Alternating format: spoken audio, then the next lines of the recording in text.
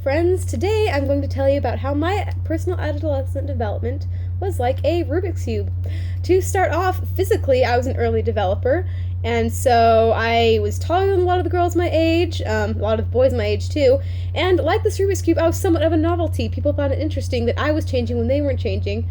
But again, like a Rubik's Cube, the novelty quickly wore off as I finished aging, finished maturing physically, and everyone else seemed to surpass me, especially in height. That was a little bit difficult to deal with. And so, like, when you get one of these Rubik's Cubes out of the packaging and you mix it up and suddenly you don't know what to do, novelty wears off, you chuck it.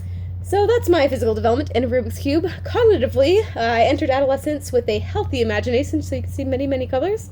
Maybe not so many connections to outside things. I didn't necessarily think a lot about what other people were thinking about, or think hypothetically in those ways, but as I aged, I began to see the different little connections between things. So I began to take the details of my world, find different patterns, and make different meaning in my life. So things became a little more complex. I started mixing the colors up, applying myself to different identities, different roles, different things that I could find out.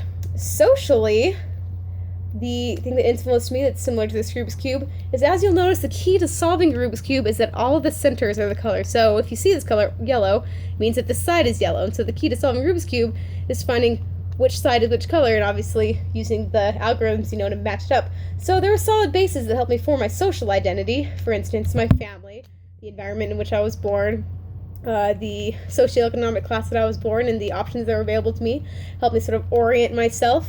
I was the first student in my family to go to college and different things like that. So I had these bases to kind of follow and formulate as I moved throughout my life. And as you can see, it's mixed up. Things get a little bit crazy. Sometimes the connections that we have in our paths and our choices and our decisions get a little bit muddled. But there's always patterns to see, connections to make, and it's really a rather beautiful, fun thing, something you can keep on working on throughout your life.